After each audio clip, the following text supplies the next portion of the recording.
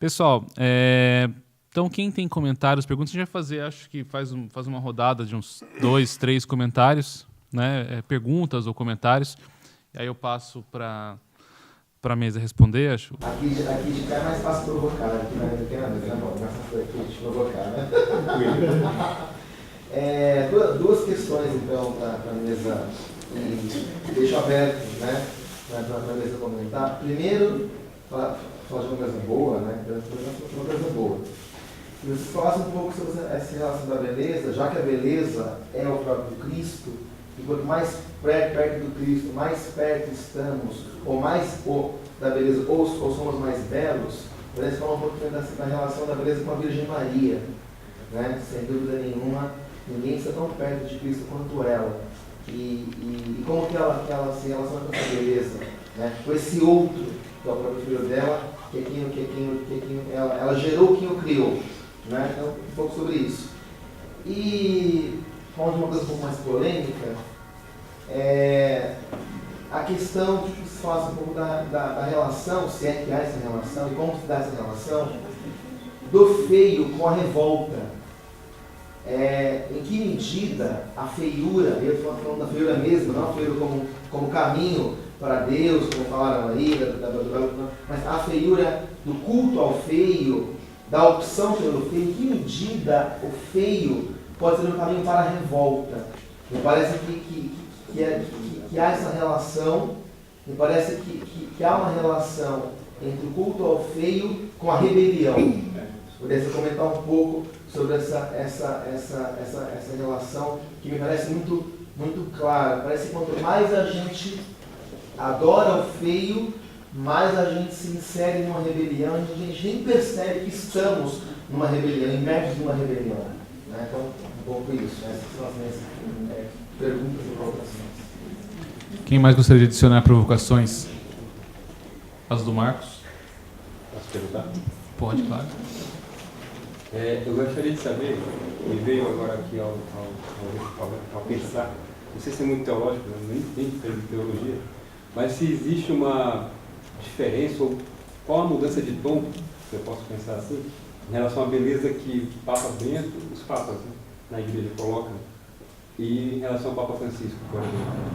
Se eu posso, me dá uma impressão disso, mas não sei se isso tem alguma razão de ser. Alguém mais gostaria de adicionar?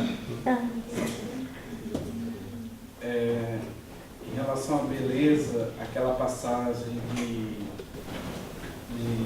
Moisés, né, falando com Deus, querendo ver a Deus, né, então assim, o quanto conseguimos de Deus, né, porque ele dizia assim, né, Moisés, se você me vê como eu sou, você fatalmente morrerá. Então, assim, o quanto, né, dos santos, à medida que os santos vão tendo uma experiência com Deus, e já mais nada interessa a eles, né? E uma das coisas que sempre me intrigou foi essa passagem, né? Então eles começam a desprezar a tudo, mas também tudo é criação de Deus, né? Esse mundo, tudo como presente a nós. Então, talvez se pudesse esclarecer, porque assim, sempre vi isso como um ato de beleza, né? Deus tão belo que eu não posso vê-lo como ele é, mas ao mesmo tempo a gente quer sempre estar contemplando, né? Quanto mais a gente experimenta, conhece de Deus, mais a gente quer ele. Seria essa.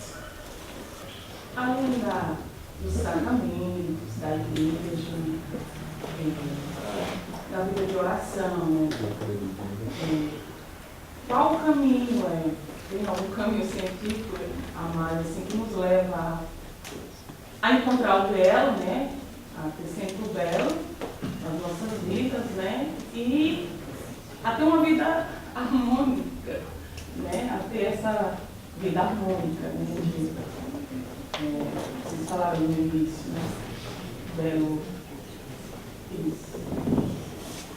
Belo. Bom, Estético. Moral, moral e espiritual. Cientificamente falando, não só no sentido espiritual. Temos a igreja, né, que os sacramentos, os que a gente faz, mas cientificamente falando, né? Qual é o seu nome? É Leda. Como? Leda. Leda. É Leda. Eu acho que a gente responde então essas 4 perguntas, né, que já são bem densas, né? Borba, você começa? Bom, tem várias perguntas, várias que eu vou deixar, então não vou nem chegar perto, porque vou deixar para os outros da mesa que eu acho que podem falar melhor do que eu. Muito melhor do que eu. Se fosse só um pouquinho melhor, eu até tentava alguma coisa. Mas quando eles vão falar muito melhor, eu deixo para eles. Agora, começando por você, Leda, porque eu acho que dá um gancho melhor para o resto, certo?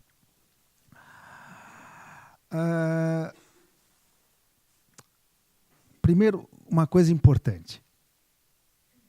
Vamos desmistificar o científico.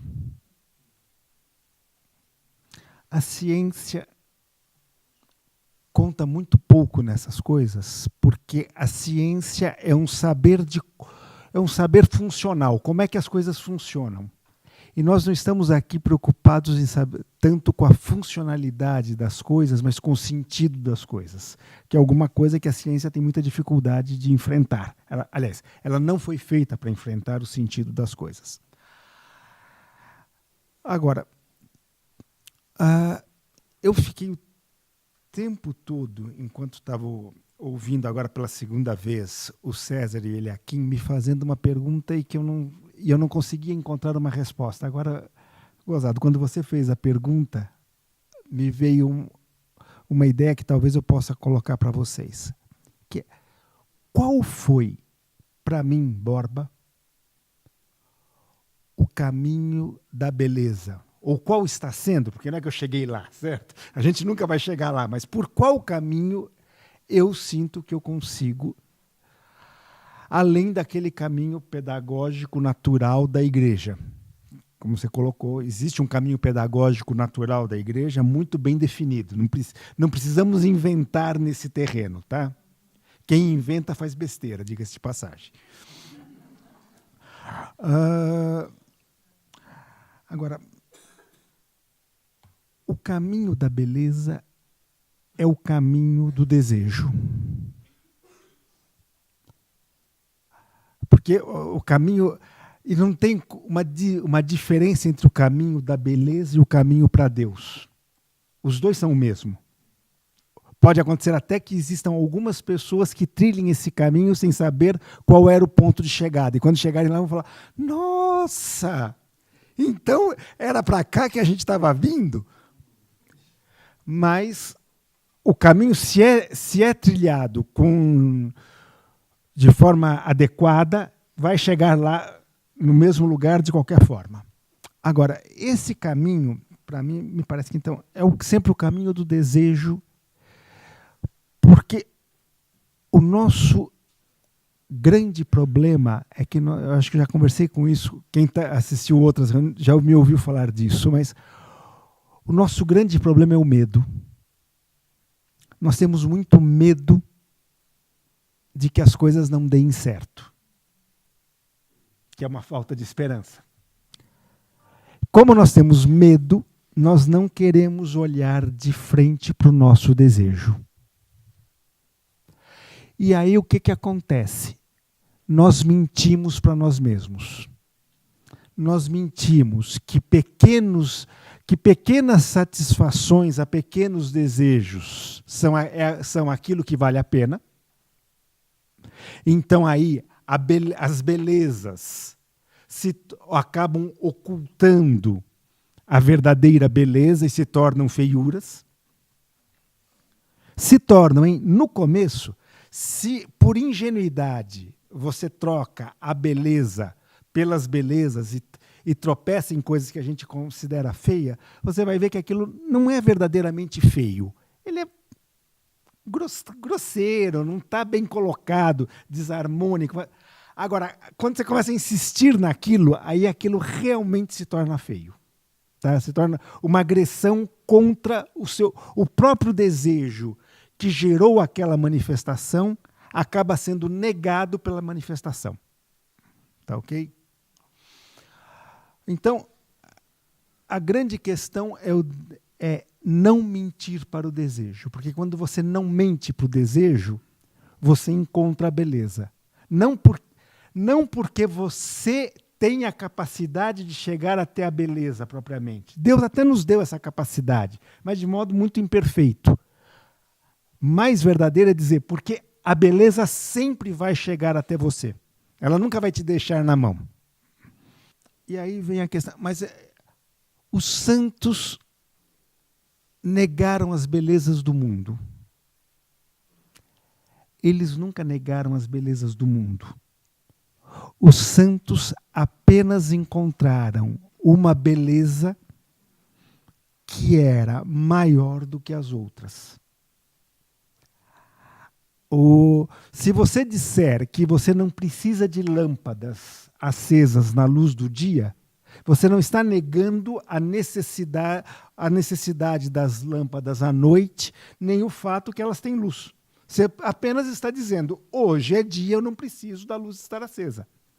É isso que os santos fazem quando eles negam, entre aspas, ou quando eles se afastam das belezas do mundo. E faz parte da questão da ferida da beleza e da humildade da beleza o fato de que, de certa forma, você tem medo dela. Você tem é natural que o ser humano tenha um certo medo da beleza. Mas como é dito no Evangelho, é como a mulher que sofre as dores do parto. Ela tem medo das dores do parto antes do parto acontecer. Porque ela sabe que vai doer. Mas ela sabe que aquela dor não é nada comparado com a alegria que ela vai ter depois. Então, nesse sentido, é natural até que exista um temor de Deus, um tremor humano diante da beleza. Francisco, eu vou falar... Existe, provavelmente, daqui a 1 século ou 2 séculos, quando pensarem em João Paulo II, Bento e Francisco, vão vê-los muito menos diversos do que a gente vê. Porque a gente vê muito os papas com os olhos das nossas paixões, que são bem desregradas nessas questões. Eu gosto mais desse, eu gosto daquele, eu sou progressista, eu sou conservador, parará, e isso acaba desfocando grande parte da mensagem dos três, e aí as coisas parecem muito piores, muito maiores do que são. Piores não é os termos, mas muito maiores do que são, as diferenças entre eles. Agora, de modo geral, sem querer esgotar o tema das diferenças entre eles, para os três a beleza é uma questão muito significativa.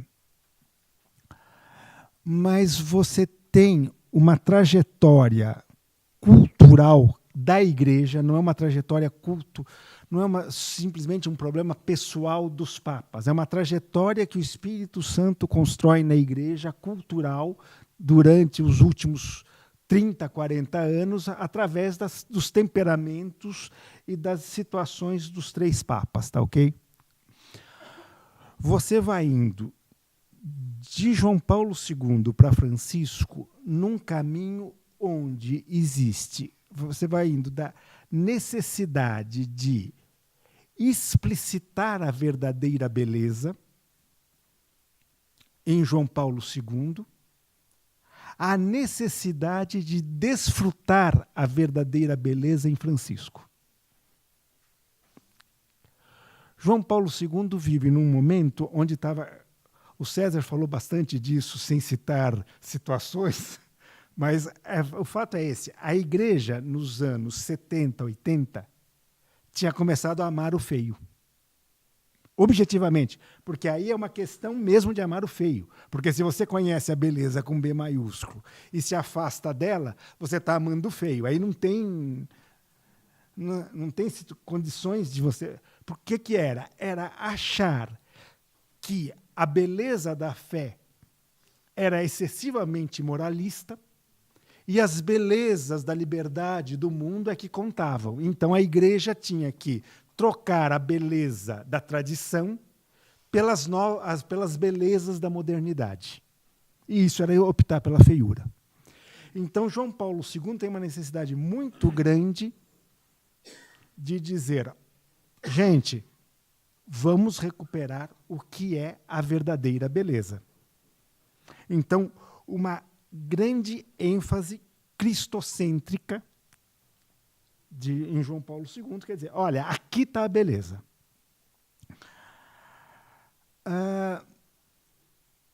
Com o tempo, à medida que as coisas as pedras vão sendo colocadas nos seus lugares devidos, o edifício vai subindo. E quando o edifício vai subindo, surgem outras necessidades. O que Francisco percebe? Francisco percebe que as pedras estão no lugar, mas está havendo uma dificuldade da igreja de comunicar aquela verdade de forma adequada para os tempos de hoje. A gente é o nosso pecado, não é o pecado dos papas. Porque aí acontece o seguinte: nós pecamos e, para não olharmos os nossos pecados, nós dizemos que o pecado é do Papa. Então, exemplo, nós ficamos muitas vezes tão preocupados em dizer que a beleza é Cristo, que perdemos a capacidade de comunicar essa beleza a quem não acredita em Cristo. A gente perde a esperança de que o nosso irmão vai encontrar a beleza de Cristo num caminho de conversão do mesmo jeito que nós encontramos. Então a gente quer forçar goela abaixo dele a beleza de Cristo, que aí não é mais a beleza de Cristo, mas é a beleza das nossas ideias sobre Cristo. Então, o Papa Francisco tem uma necessidade muito maior de falar de como a beleza de Cristo fascina os homens. E aí existe uma certa mudança de ênfase, e aí vem as polêmicas. Quem não gostava do João Paulo II dizia que ele era excessivamente normativo. Quem não gosta do Francisco agora diz que ele não está preocupado em colocar as normas nos lugares certos. Mas é um caminho cultural que a igreja está sendo convidada, e de conversão, que a igreja, nós que somos a igreja, vamos sendo chamados a viver. Eu vou deixar as suas duas perguntas, Marcos, porque eu acho que eles vão poder responder muito bem, e senão eu uso mais tempo do que eu deveria. Obrigado, gente. Acho que um exemplo, assim, às vezes um exemplo vale mais do que como esse o caminho da beleza, só respondendo a ela, talvez concluo talvez com a Virgem Maria. Quando eu conheci um padre lá em Salvador, na época eu morei em Salvador, o padre Guido, que hoje ele é Dom Guido, ele está ligado à Comunhão e Libertação. Ele assumiu uma paróquia em Salvador, naquelas invasões lá, um lugar muito socialmente, culturalmente, muito ferido, muito cheio, marcado, para usar a linguagem do nosso, marcado pelo feio. Talvez, já que a gente está falando só do belo, feio, né? Ficava muito feio. E ele disse que tinha tentado de todo tipo de pastoral do mundo, parece que as pessoas não reagiam. Não adiantava dizer isso, falar aquilo, outro, até que ele teve uma ideia, creio eu que foi uma inspiração. Ele disse: eu vou fazer peregrinação com esse povo. Ele voltava, ele disse que alugou umas Topic lá, toda dura, lá para ser a mais barata possível. E foi lá na Bahia tem um local que eu estou esquecido do nome, que é lugar lá de peregrinação. E as pessoas foram. E qual era a coisa que ele queria, que ele nem queria, mas que ele foi descobrindo com o tempo? As pessoas da paróquia dele que iam para aqueles lugares começaram a ver coisas bonitas. Porque onde eles estavam, nem a natureza era bonita, porque nem tinha sinal de natureza, tinha derrubado tudo, não tem planta, não tem nada. A natureza era bonita, o prédio era bonito, a igreja era bonita, cantava uma música bonita, e ele disse que, misteriosamente, aquelas pessoas voltaram para aquela comunidade deles com uma força, com um ânimo, com um desejo de mudar, não só a paróquia, mas começaram a querer estudar, começaram a querer um emprego melhor, começaram a querer ganhar um pouquinho mais de dinheiro para poder ir para a próxima viagem. E foi uma revolução, foi uma explosão. As pessoas, foi mostrado para eles o quê? Uma beleza estética, uma beleza moral, outros exemplos.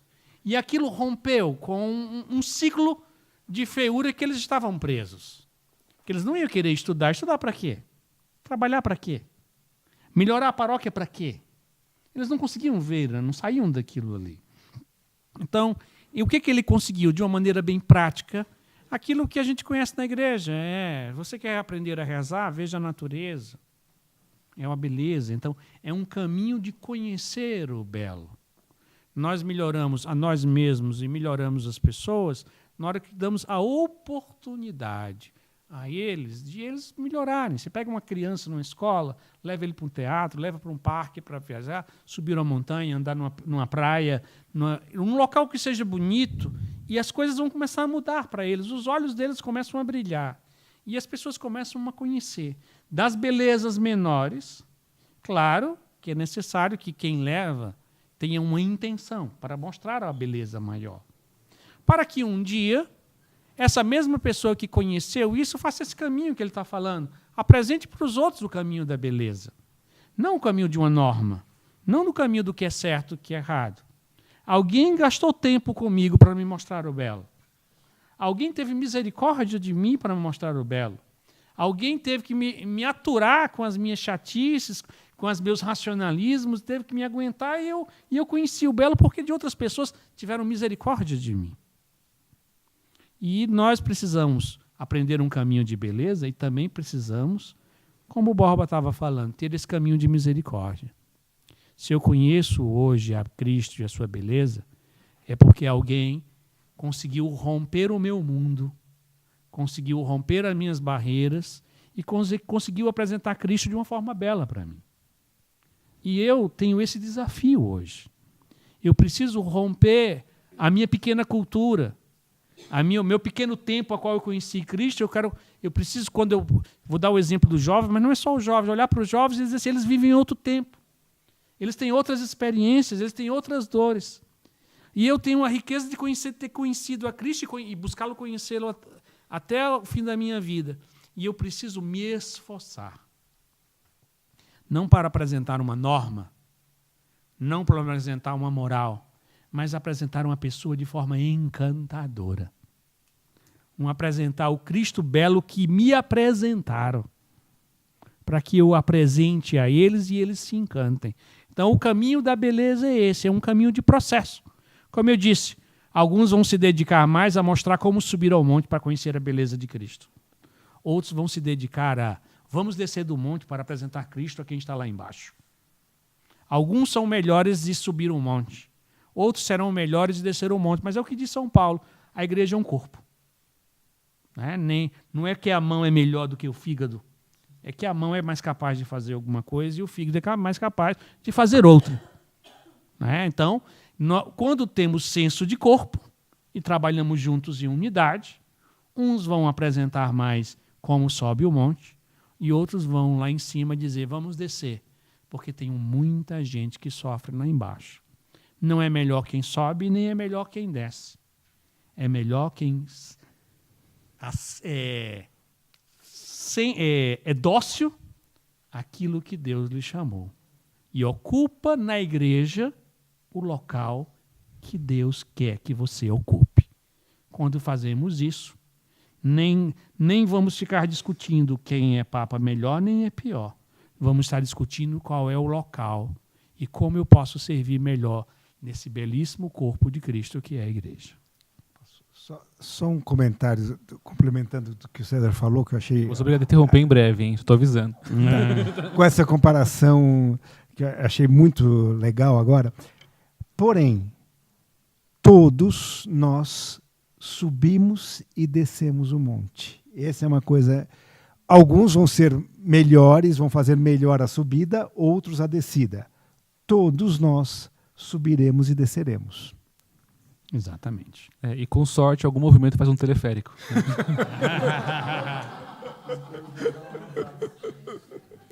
Ele é aqui, por favor. Sobre o culto à rebelião que o Marcos perguntou, é preciso entender a questão do pecado original para compreender isso. O pecado original é uma negação da harmonia original. Então, e por que essa negação da harmonia original acontece, segundo os padres da igreja? Eles vão dizer que é por uma invenção angelical. Imagina, com o que os anjos inventaram. Mas assim, por inveja da beleza. Então, o verbo é o cântico de toda a criação. E no cântico ele leva as coisas a serem.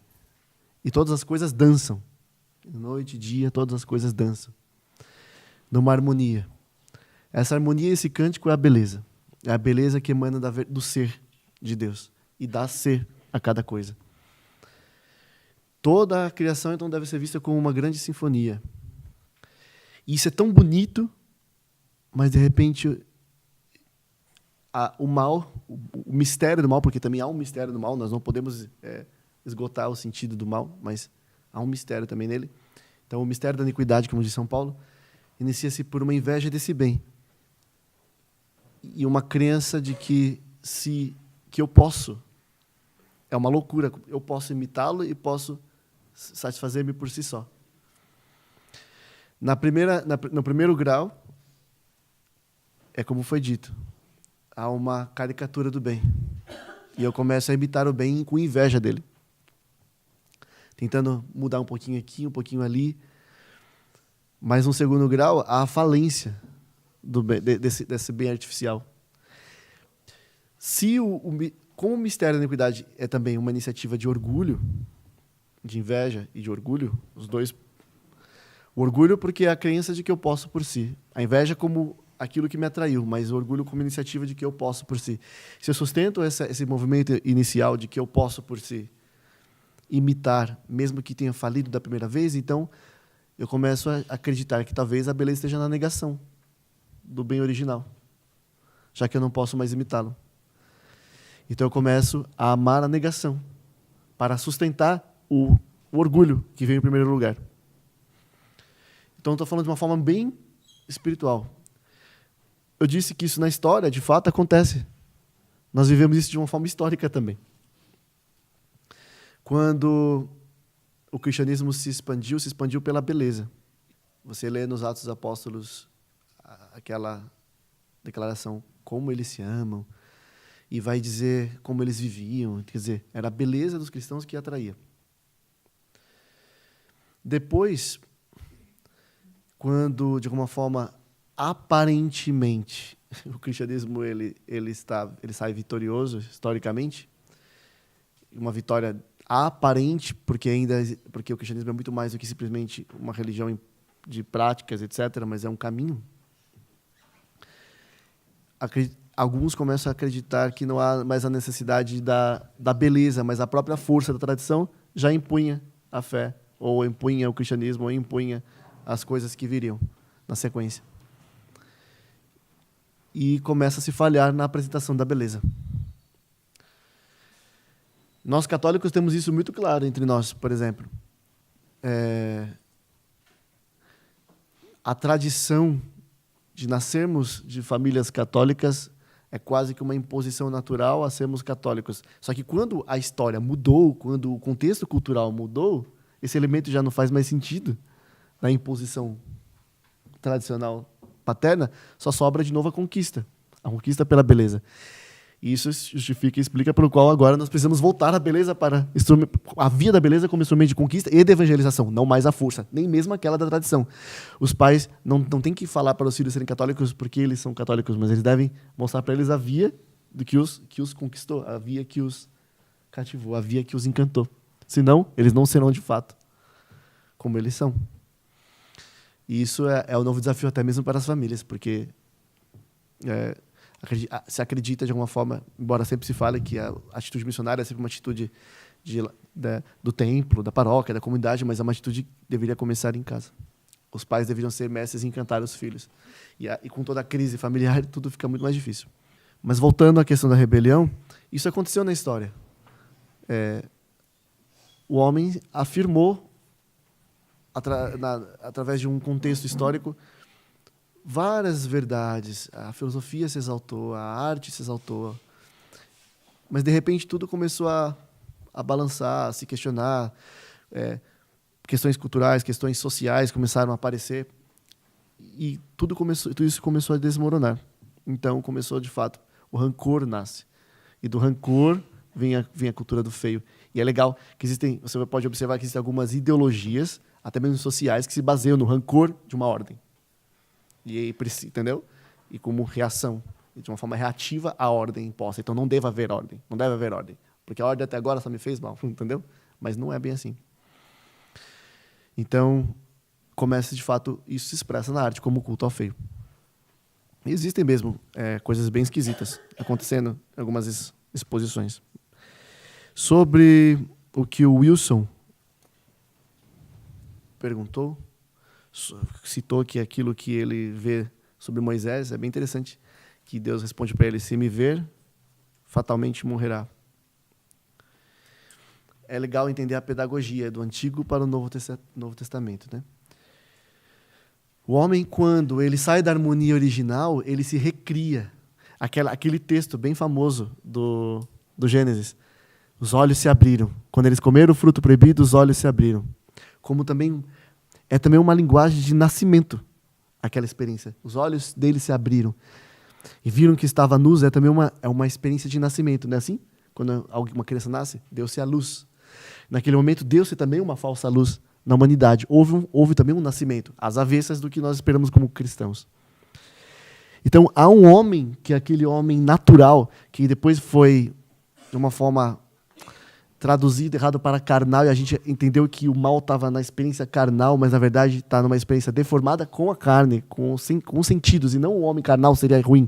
A carne não é ruim, mas a experiência invertida, onde eu me modelo e me faço apenas pela experiência sensorial carnal, que é ruim. Então, São Paulo usa, na verdade, o termo diferente, o homem psíquico, que nem era carnal, mas depois foi traduzido para carnal. O homem psíquico, ou seja, o homem que não vive a experiência com a divindade, com o sobrenatural, mas apenas ele vai formando a sua personalidade a partir do sensorial, é aquele homem que abriu os olhos e que se vê nu diante de Deus e diante da experiência existencial. E aí ele vai construir para si, tem roupas, né, frágeis. É exatamente o que acontece. Quando nós perdemos a ligação e a conexão com Deus, nós desligamos o inverso da religião, nós entramos na rebelião, na cadeia da rebelião, nós sentimos a nossa nudez, nós sentimos a nossa carência. E temos duas vias. Ou voltamos para Deus num caminho de humildade, ou então vamos construir as nossas vestes furadas mesmo e sujas. Compreende? E quando elas já não funcionam mais, se eu continuo no meu orgulho, eu vou viver nu e sujo mesmo. Tá entendendo? A coisa vai degenerando e decaindo. E então, o caminho pedagógico de Deus na aliança que ele faz com os homens e para religar-se a essa conexão, a essa melodia original, ele vai avançando, né? Ele vai avançando dos patriarcas, ele vai aprofundando esse elo, essa ligação. Noé, Abraão, Isaac, Jacó, Moisés. Mas aí, ainda não houve o novo nascimento, que Cristo vai dizer lá na frente. Quem não nascer de novo não pode ver o reino de Deus. Ou seja, os seus olhos de novo têm que se abrir, mas agora, voltando para a origem. Os olhos do homem caído se abriu para uma experiência de nudez, de desligamento. Agora, a necessidade de uma nova criação, de uma nova experiência, de mergulho no Espírito de Deus, que é o originário, e um novo abrir de olhos, um novo ver, um novo nascimento. Se não nascer de novo, agora pela graça, por ordem da graça, não pode ver o reino de Deus. E, de fato, isso acontece. Então, a pedagogia que a gente enxerga, metaforicamente, é o Egito como a experiência do homem velho, que enquanto ele não enxerga a Deus, o que ele faz? Ele vai lá e constrói tendas para si, ídolos. Mas aí ele precisa sair. Ele precisa nascer de novo, mas ele precisa sair. Mas antes ele passa por uma espécie de deserto. Ou seja, de olhar a sua condição de infertilidade na distância de Deus. De humilhação no deserto. Para estar preparado para entrar na terra nova. Ou seja, no coração que nasce novamente. Então, é muito importante entender uma coisa, Wilson. Que é legal isso. É uma das coisas que eu mais gostei quando eu aprendi. Quando você olha, todas as pessoas que saíram do Egito morreram no deserto. Nenhuma delas entrou na Terra Prometida, com exceção de Caleb e Josué. Mas todas, por um motivo muito específico, todas elas morreram no deserto. Só entrou na Terra Prometida quem nasceu no deserto, para dizer para nós. Do homem velho, do homem sensorial, do homem que se edifica pelas coisas limitadas, nada vai sobreviver. Vai morrer mesmo, quando contemplar a verdade. Porque a verdade fere mesmo, como o Borba disse, mas fere a verdade, a beleza, fere, mas fere o que é falso, porque você abre os olhos e renasce a criatura nova, mas a antiga deve morrer. Se o grão de trigo não cai no chão, não gera vida nova. Então, é um modo de dizer, naquele contexto da pedagogia, Moisés, que representava ainda a disciplina do povo antigo, ele só podia ver ao longe a terra nova. E é por isso, Moisés é limitado, e a religião naquele tempo é limitada, enquanto Cristo, Yeshua, que é o mesmo nome de Josué, que é o único que entra na terra prometida, viu a relação? Não mostrar a vida nova, não derramar o Espírito, não abrir os olhos da humanidade, não dar o novo nascimento, o velho morrerá. E, na verdade, isso acontece conosco. Quando somos, de fato, atingidos pela graça de Deus, todos nós morremos e nascemos de novo. Eu acredito que são esses os pontos.